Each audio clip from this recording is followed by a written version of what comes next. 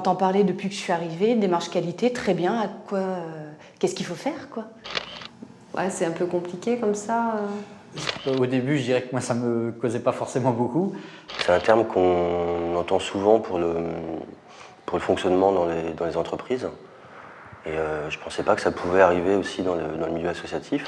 Ça m'a fait un petit peu peur parce que nous, on travaille avec des humains et pas avec des voitures. Donc l'idée que j'avais un peu, c'était de me dire on va contrôler la qualité de notre intervention et ça me semblait pas, au premier abord comme ça, hein, pas adapté à notre public. À quoi ça sert la démarche qualité? À optimiser nos pratiques, à formaliser des choses que l'on fait mais qu'on n'écrit pas forcément. Apporter un service équivalent, quel que soit l'endroit où le jeune va être hébergé, et d'essayer que ce soit le mieux possible. Eh bien, être plus en phase avec notre idéal, avec les valeurs associatives, avec le projet de la structure. C'est se donner les moyens de vérifier de temps en temps et régulièrement qu'on s'en éloigne pas, qu'on se donne les moyens de... Puis peut-être rendre aussi plus lisible ce que l'on sait faire. On est très très mauvais vendeurs, nous animateurs, donc on ne sait jamais trop dire ce qu'on sait faire, ce qu'on fait. Et cette démarche qualité, elle permet au moins de mettre en valeur ce qu'on fait. Puis on est plutôt fiers de ce qu'on fait au final, parce qu'on est bien content de se dire, bah ouais, effectivement, on fait tout ça. Peut-être réinterroger une façon de travailler au sein d'une équipe, et ça c'est vraiment intéressant. Enfin, ouais. Poser un petit peu la question de ce qu'on fait, de prendre un petit peu de recul, et puis de se dire, voilà, est-ce qu'on peut faire mieux? On se rend compte de nos dysfonctionnements, de ce qu'on peut améliorer, points d'effort, les points forts et les points d'effort. Ouais, c'est quelque chose de sain parce que voilà, les uns vont apprendre un petit peu plus à savoir ce que font les autres et tout ça. Ça crée un lien et ça permet à chaque personne de donner son avis. C'est vraiment un travail ensemble, enfin, un travail avec toute l'équipe, hein, les femmes de ménage, l'homme d'entretien, le directeur. Moi, c'est quelque chose qui m'a vraiment marqué et qui est d'ailleurs agréable parce qu'on a un regard extérieur et chacun peut apporter à l'autre. On a le rôle de référent qualité, donc présenter la démarche au niveau des salariés et puis faire l'autodiagnostic auprès d'eux.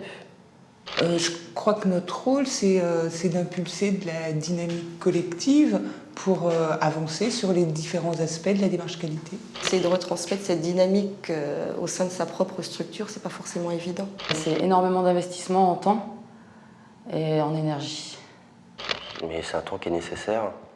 Je pense qu'arrivé à un moment, on va aller vers une fluidité dans le travail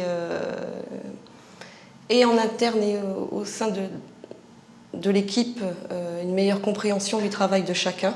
Parce que comme on aura tout décortiqué, chaque poste et chaque fonctionnement, il y aura une meilleure fluidité, une meilleure communication en équipe. C'est très intéressant de pouvoir repérer que tout d'un coup, on pouvait effectivement questionner nos pratiques, faire de la mise en commun et qu'on pouvait peut-être tirer des choses à partir de là. Évaluation. Procédure, optimisation des pratiques, Constat. Travail, Accueil, service. le partage d'informations, le partage de pratiques, Ensemble. participatif, mutualisation, force du réseau, Intelligence collective, j'aime beaucoup ce terme et je crois. équipe, Objectivité. Cohésion au niveau régional. Lisibilité. Amélioration. progression. Excellent.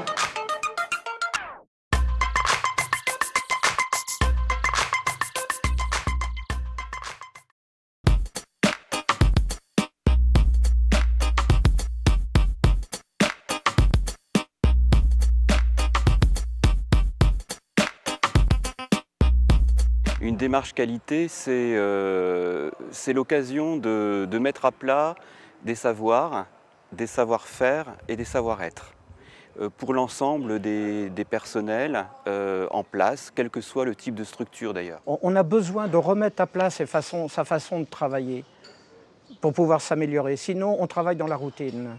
Et pour éviter cette routine, il faut se poser, il faut discuter, il faut mettre à plat. C'est un très bon outil justement pour recenser tout ce qu'on fait au sein de nos structures, recenser ce qui se fait ailleurs aussi, évaluer du coup nos pratiques de façon à ce qu'on réponde au mieux aux besoins de nos jeunes. C'est bien, ça permet d'écrire d'écrire tout ce qu'on doit faire et ce qu'on devrait faire et ce qu'on aimerait faire. Et par contre, tout ce qu'on écrit, c'est bien beau, mais après, en réalité, quand il faut le réaliser, en pratique, c'est plus difficile. Nous avons beaucoup de retard. Avec beaucoup d'humilité, il nous faut rattraper ce retard et ensuite revaloriser notre réseau, ce qui n'est pas gagné. Donc, je crois qu'il n'y avait pas de choix. Donc toute l'équipe s'est prêtée au jeu, hein, notamment déjà par donc, un autodiagnostic sur lequel l'ensemble des salariés a été mobilisé, puisque nous avons travaillé donc, en groupe multiprofessionnel. Et donc cet autodiagnostic a été corroboré par le diagnostic croisé, hein, l'audit croisé qui a été réalisé. Hein.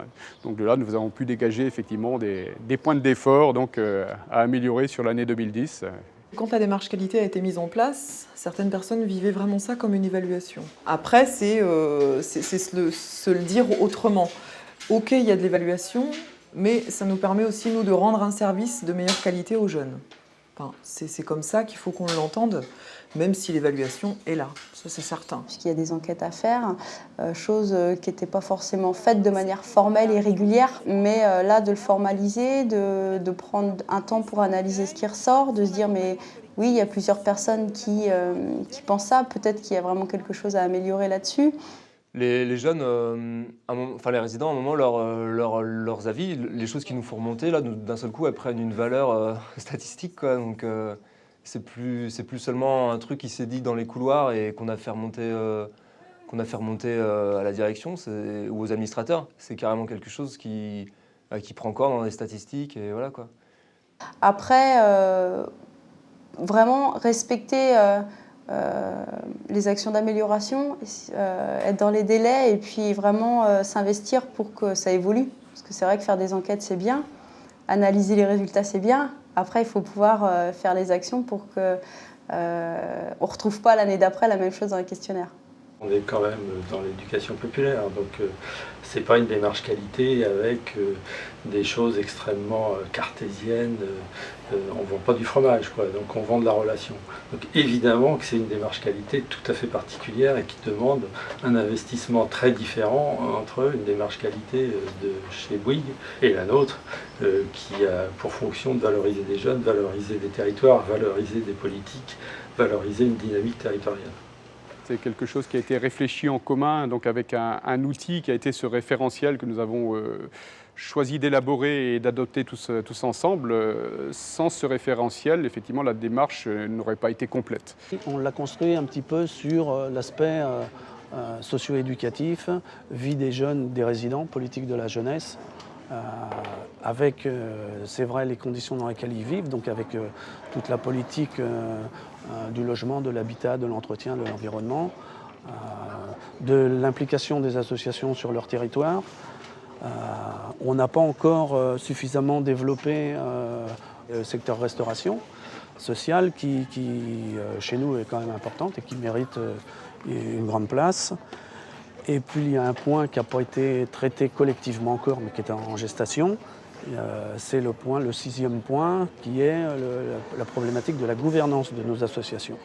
On avait prévu un timing extrêmement rapide de développement de cette démarche qualité, des précisions dans l'accueil des jeunes, de la qualité dans les logements qu'on propose. Enfin, ça demandait vraiment un travail énorme. Et au lieu de freiner, les équipes ont été beaucoup plus vite, en ont vu l'intérêt.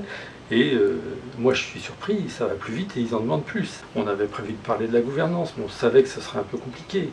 Parler de la qualité de la gouvernance, c'est un truc énorme. Et bien ça y est, on est parti et ça marche et ça avance et ça fonctionne. Pour nous, la démarche qualité est un investissement et non pas un coût. Il y a un coût, évidemment, c'est le temps travaillé. C'est pour les petites structures une désorganisation certaine. Parce que ça représente un tel coût, il y a un investissement personnel, des déplacements, etc., etc. Et ça, c'est très lourd. Et je crois qu'il faut être convaincu des bénéfices de cette démarche pour qu'on s'y investisse totalement. Pour l'instant, malgré ces contraintes, on ne peut être que satisfait des résultats. On ressort ce qu'il y a de mieux chez les uns et on le prend pour l'ensemble. Donc une démarche qualité, en fait, c'est du mieux partout, mais chacun y participe. Chacun apporte justement ce qu'il fait de mieux. L'autre point très fort sur cette démarche, c'est une vision régionale, ce qu'on n'avait pas avant. On est départementalisé quasiment partout sur le territoire français. On a une vision de notre département et une vision nationale. Très peu d'actions au niveau régional et commune. Et là, on l'a fait, on a porté ce regard et ce regard des CAF au niveau région, ce qui est un gros plus pour nous. Alors, ce qui m'a séduite, c'est d'abord le fait que justement ce soit une démarche collective. Et qu'au départ, il y avait un challenge autant pour la région que pour l'Urage. C'était de créer une dynamique et de faire que le maximum de structures s'impliquent. On est plus fort, on est plus identifié comme réseau auprès de nos partenaires. C'est vrai qu'il y a eu beaucoup de travail sur la communication, sur le travail de réseau. Donc c'est vrai que là, on sent qu'il y a une force et une dynamique bien plus importante. Et pourquoi la démarche qualité de l'Urage est importante? Parce qu'elle est pour nous une garantie de qualité dans l'offre qui sera proposée aux jeunes en termes d'hébergement et de services. Qu'on a un référentiel. Et avec ce référentiel, on sait ce qu'on va trouver dans les structures FJT labellisées qui ont suivi la démarche qualité et donc celles qui sont adhérentes à l'Urage des Pays de la Loire. On réfléchissait déjà à quelque chose qui pouvait ressembler à une certification. C'est-à-dire rechercher quelque chose d'amélioration et puis qui nous positionne d'une façon un peu formelle, quoi.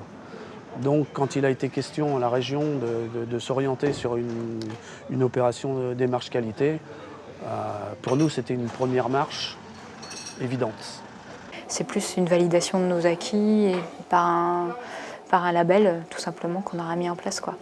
C'est très important pour les personnes, pour nos partenaires, pour les futurs résidents, pour les parents aussi des résidents. Voilà. Puis pour les gens qui travaillent aussi chez nous, c'est important, ça met en valeur aussi notre travail, quoi. Un des objectifs que j'ai, moi, au niveau de la région, c'est d'arriver à un label qui puisse qualifier les entreprises de l'économie sociale et solidaire. Ils sont souvent les moins bons commerciaux de leurs projets parce qu'ils l'ont tellement intégré qu'ils arrivent mal à l'exprimer. La démarche qualité, ça révèle justement toutes ces capacités-là et ça permet d'échanger à partir de critères plus objectifs et partagés. C'est le début d'un long cheminement qui va perdurer. On va faire en sorte, au niveau de la carte de l'Atlantique, qu'on puisse perdurer et continuer dans ce travail d'auto-évaluation et de démarche qualité, et d'améliorer la qualité. La démarche qualité, elle ne va pas se terminer là à la fin du travail du cabinet. Il va falloir continuer à la cultiver à l'interne, la faire vivre, progresser, s'analyser, s'évaluer. Ce n'est pas toujours des choses très faciles parce que je sais aussi combien le quotidien peut être parfois chronophage et on ne prend pas le temps de s'arrêter. Ils ont eu le courage de le faire à un moment, donc il faut capitaliser, continuer à le faire. Donc voilà, moi je leur dis bravo et continuons ensemble.